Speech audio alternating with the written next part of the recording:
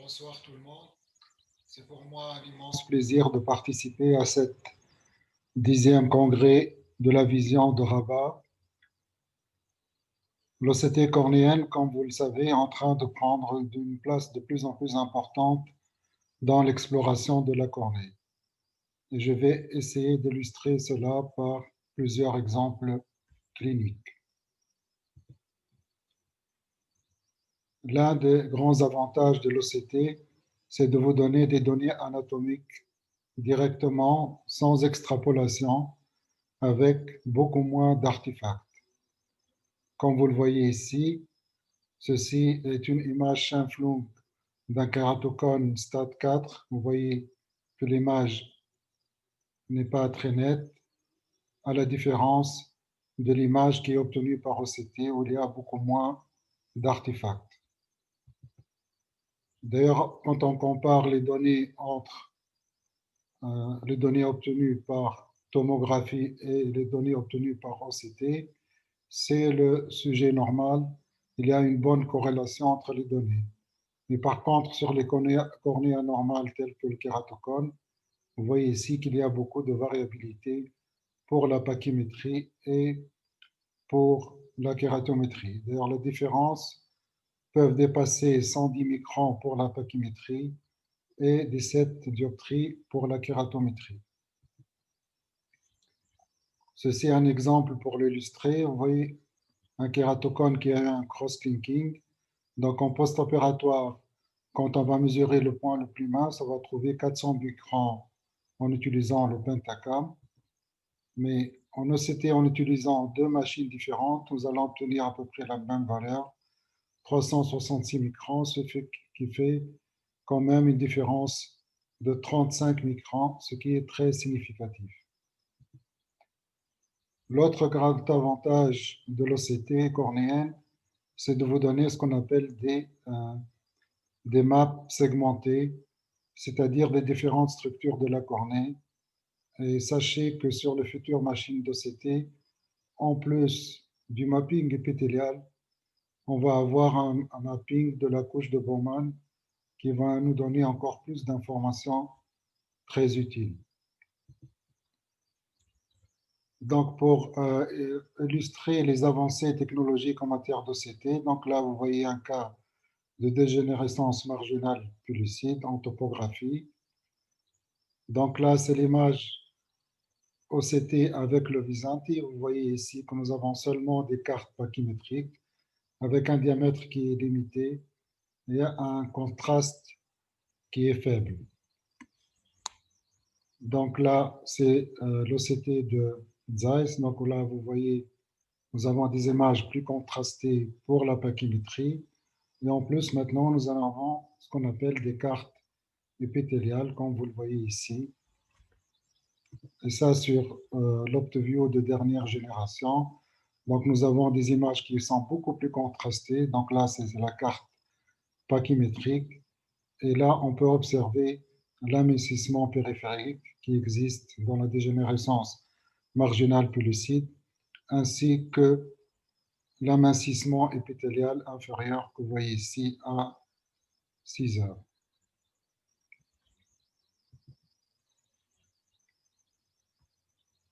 Alors, quel est l'intérêt de l'OCT en plus de l'imagerie classique? Vous voyez ici un cas de kératocone stade 4 avec cicatrice apicale. Et donc là, l'OCT va vous donner des images anatomiques qui vont vous aider à mieux comprendre la physiopathologie. Donc là, on arrive à objectiver l'amincissement et le décentrement stromal que vous voyez ici. Et ça, c'est la carte épithéliale qui va montrer l'amincissement épithélial en regard et l'hyperplasie épithéliale réactionnelle qui est tout autour. Donc, c'est une nouvelle façon de voir la cornée. Une autre illustration, c'est un cas de dégénérescence marginale pellucide qui est plus évolué à droite qu'à gauche.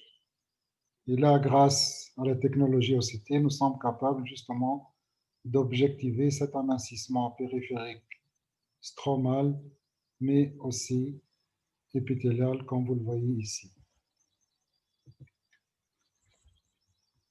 Un autre cas de dégénérescence marginale pellucide qui est encore plus débutant, plus avancé à droite qu'à gauche. Et là, vous voyez, nous arrivons à objectiver l'amincissement épithélial périphérique, qui est le premier signe.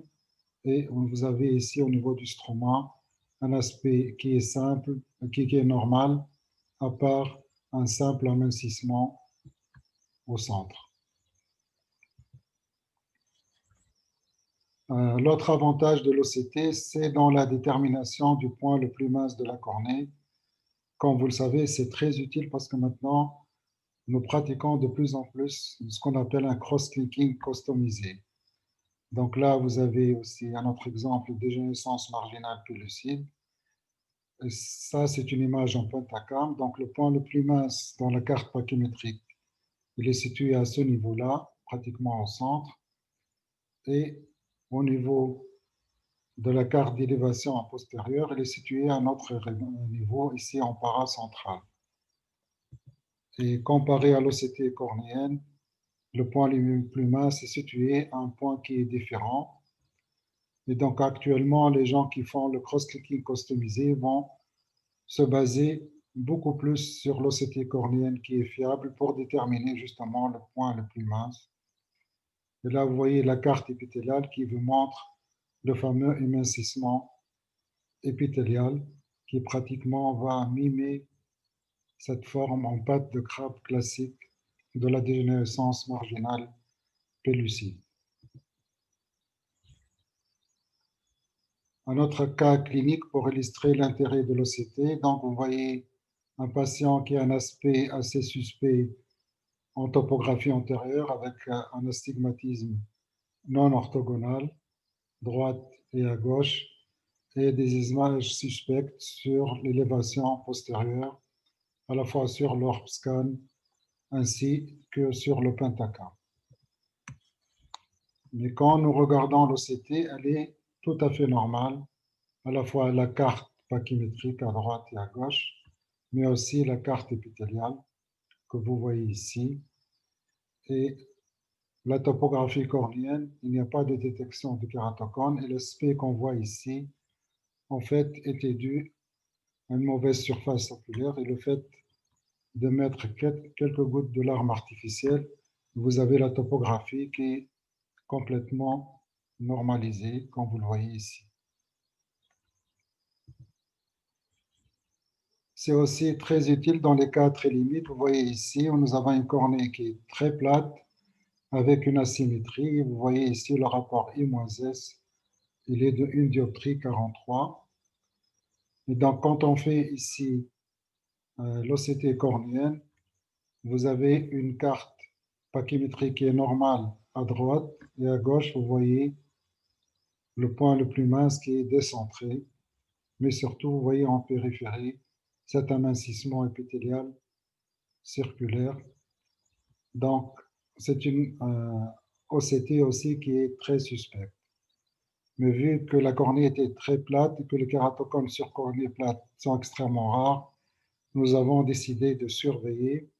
Et vous voyez, au bout d'une année, il y a augmentation de cette asymétrie. Vous voyez ici, elle atteint une dioptrie 79, mais surtout l'OCT. Vous voyez l'amincissement épithélial qui va maintenant toucher le centre de la cornée. Donc, c'était un kératocone très débutant sur cornée plate et qui est évolutif. Donc, c'est une indication de cross-linking. Un autre cas, c'est une jeune fille qui est âgée de 12 ans, qui, au bout de 4 ans, a pratiquement triplé son astigmatisme, que vous voyez ici. Mais il s'agit d'un astigmatisme symétrique, donc il n'est pas détecté comme kératocone par les topographes. Et donc, dans ce cas-là, nous avons pratiqué une OCT qui a montré un aspect normal à la fois sur la carte pachymétrique ou la carte épithéliale. L'amincissement supérieur que vous voyez ici est physiologique. C'est l'effet de la pression de la paupière qu'on retrouve chez de nombreux patients. Et donc là, c'est une surveillance à une année après. Vous voyez, la topographie est absolument stable, ainsi que les OCT de cornée. Donc, il n'y a pas de variation au bout d'une année Donc là, jusqu'à preuve du contraire, c'est considéré comme une cornée normale, donc on a décidé de continuer à surveiller. Maintenant, nous allons parler du problème du diagnostic de la progression du kératocone. Comme vous le savez, c'est un sujet où il n'y a pas de consensus, mais il y a une excellente publication qui a montré que l'OCT cornéenne, c'est elle qui est la plus sensible pour détecter une progression du kératocone, donc un amincissement de 5 microns est suffisant, alors qu'il faut une augmentation de la kératométrie d'une dioptrie sur la tomographie pour détecter une progression du kératocone. Donc souvent le diagnostic est aisé. Vous voyez ici avant et après en topographie. Donc là, vous voyez, il y a un banc blanc qui augmente. Donc c'est un kératocone qui est nettement progressif et ceci est confirmé par l'OCT. Donc là, vous voyez la map, la carte épithéliale. Il y a une augmentation de l'amincissement épithélial. Là aussi, sur l'œil Adelph, vous voyez la même chose. Et vous voyez, donc, c'est un kératocone qui est nettement progressif. Mais souvent, il y a des cas qui sont très limites. Donc là, avant et après, donc là, vous avez l'œil gauche et là, vous avez l'œil droit. Et souvent, en topographie différentielle, quand vous regardez, vous voyez qu'il y a des zones d'aplatissement et des zones de bombement, ce qui ne vous aide pas à faire le diagnostic de progression. Donc, c'est plutôt le CT qui va vous aider. Donc là, vous regardez ici. Donc là, c'est l'amincissement épithélial au niveau de l'œil gauche qui a nettement diminué avec le temps. Donc, en fin de compte, ce kératocone, non seulement il est stable, mais il est en train de s'améliorer. Et vous constatez exactement la même chose au niveau de l'œil droit, un degré moindre. Donc l'amincissement qui diminue au niveau de l'épithélium en regard du kératocone. Il faut savoir aussi qu'il y a des kératocones qui s'améliorent, notamment les kératocones qui ont des allergies. Et quand on les traite, souvent on note une amélioration. Mais le problème, quand on regarde les topographies différentielles, notamment ici pour l'œil gauche, ça ne vous aide pas beaucoup. Donc vous avez une zone qui bombe, une zone qui s'aplatit. Donc est-ce que ce kératocone est en train de s'aggraver ou pas? Et donc là, l'OCT cornéenne va beaucoup vous aider. Regardez ici. Donc là, vous avez l'amincissement épithélial et l'hyperplasie réactionnelle qui ont nettement diminué au niveau de l'œil droit.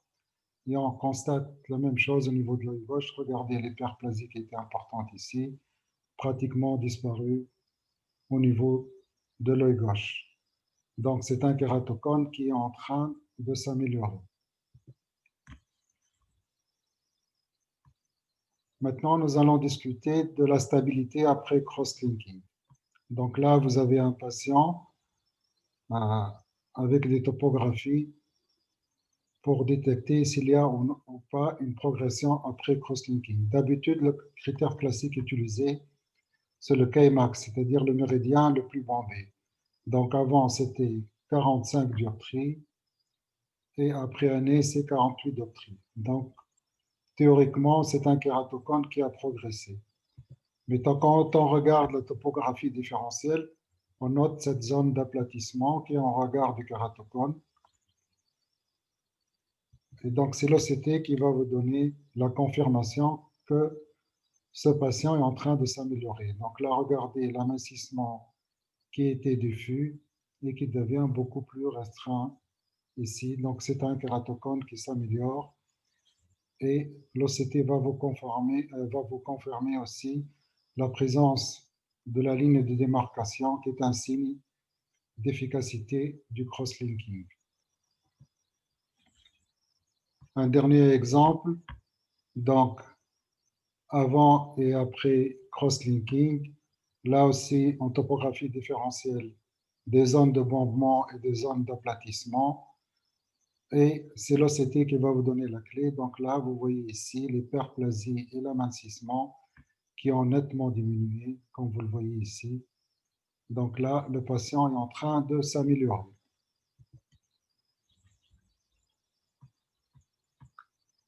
Alors, une autre illustration justement pour vous donner la clé. Donc là, c'est un patient qui a eu 2 cross-linking. Donc là, c'est juste après le premier cross-linking. Et ça, c'est juste avant le deuxième cross-linking. Donc là, quand on regarde ici, en topographie différentielle, nous avons une zone qui bombe, une zone qui s'aplatit. Là, le patient était en train de s'aggraver parce que la zone de bombement qu'on voit ici correspond au siège du kératocone. Donc, nous avons décidé d'effectuer un deuxième cross-linking. Et là, vous voyez ici, la topographie s'est nettement diminuée. Et quand on regarde la topographie différentielle, vous voyez ici une zone qui s'aplatit, une zone qui bombe. Mais là, la différence, c'est que la zone qui s'aplatit, c'est celle qui était en regard du kératocone. Donc, il y a une amélioration ici du kératocone. On le voit de façon plus évidente au niveau de l'œil à Delphes. Donc là, bombement en regard du siège du kératocone, donc aggravation. Et là, aplatissement en regard du siège de kératocone, donc il y a une amélioration. Et donc le bombement qu'on voit ici, en fin de compte, il correspond à un remodelage de la cornée. Actuellement, l'astigmatisme était très asymétrique et sous l'effet du cross-linking, il va devenir plus symétrique et plus central. Donc, ce qui explique cet effet mixte d'aplatissement ici et de bombement là. Et d'ailleurs, quand on regarde euh, l'OCT cornéenne, vous confirme. Donc, après le deuxième cross-linking, il y a une stabilisation de la carte à la fois pachymétrique et épithéliale au niveau de l'œil droit ainsi qu'au niveau de l'œil gauche. Maintenant, nous allons aborder le problème du diagnostic de kératocone. Dans les stades très avancés qu'on voit ici, le diagnostic est très aisé. Mais l'apport de l'OCT, c'est de vous donner justement une meilleure évaluation anatomique. Et donc là, nous allons retrouver les signes classiques. Donc, amincissement et décentrement stromal qu'on voit sur les cartes pachymétriques. Et amincissement et décentrement épithélial qu'on voit sur les cartes épithéliales avec une hyperplasie réactionnelle tout autour, comme on le voit ici. Donc, nous allons faire un voyage un petit peu à rebours. Donc là, vous avez au niveau de l'œil gauche un kératocone du stade 3. Et là, au niveau de l'OCT, nous avons retrouvé les mêmes signes. Donc, amincissement et décentrement stromal. Donc, le point le plus mince, il est situé ici. Et la même chose au niveau de l'épithélium. Donc, amincissement et décentrement épithélial qu'on voit ici, avec une hyperplasie réactionnelle. Maintenant, nous allons voir un kératocone stade 2 au niveau de l'œil droit. Et donc, nous allons retrouver exactement les mêmes signes. Donc, amincissement et décentrement stromal, amincissement et décentrement épithélial. Un kératocone de stade 1 que vous voyez ici au niveau de l'œil gauche. Donc, nous avons retrouvé les mêmes signes, mais qui sont moins accentués. Et là, un cas de kératocone très débutant que vous voyez ici. Et là, nous voyons juste une ébauche justement de ce décentrement et amincissement stromal que vous voyez ici. Donc, le point le plus mince est décentré. Et là aussi, on voit une ébauche d'amincissement épithélial. Donc, ceci nous amène au problème du diagnostic du kératocone fruste. Il y a une excellente publication par Handelman qui a démontré que c'était la symétrie d'épaisseur épithéliale et de la cornée totale qui était le plus fiable pour détecter justement les formes frustes de kératocone, qui Les données de la phase postérieure sur lesquelles on avait beaucoup insisté avant n'étaient pas très utiles pour détecter le kératocone fruste. Alors, nous avons effectué une étude sur 65 yeux de kératocone fruste. Alors, kératocone fruste, ça veut dire un œil qui a un kératocone clinique évident et l'autre œil qui a une topographie qui est détectée comme normale. Et nous avons effectué une OCT pour savoir si on pouvait détecter le kératocone fruste sur cet œil-là.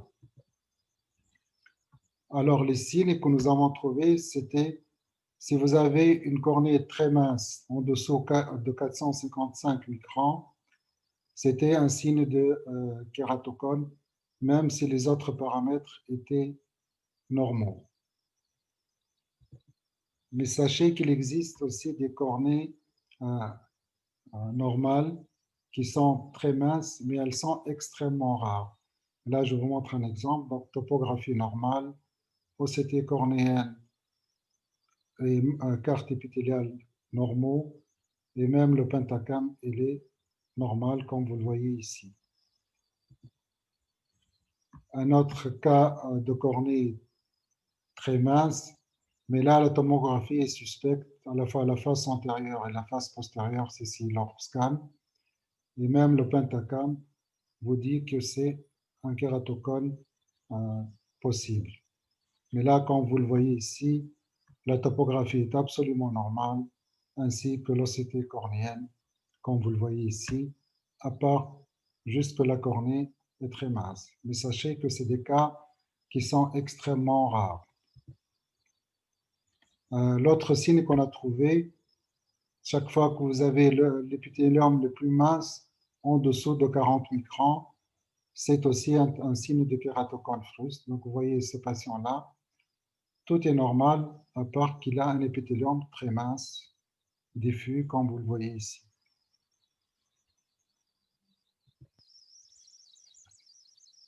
L'autre signe aussi qu'on a retrouvé, c'est pratiquement un tiers des kératocones frustes.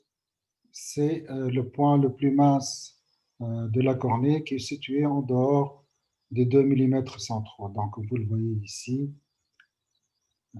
Ça aussi, c'est un signe de kératocone fruste. Donc, en nous groupant les trois éléments dont je viens de parler, pour le groupe kératocone fruste, nous pouvons atteindre une sensibilité de 63% avec une spécificité élevée de 93%, ce qui est assez notable dans ce groupe de kératocone fruste. Je ne parle pas de kératocone infraclinique. Merci beaucoup pour votre attention.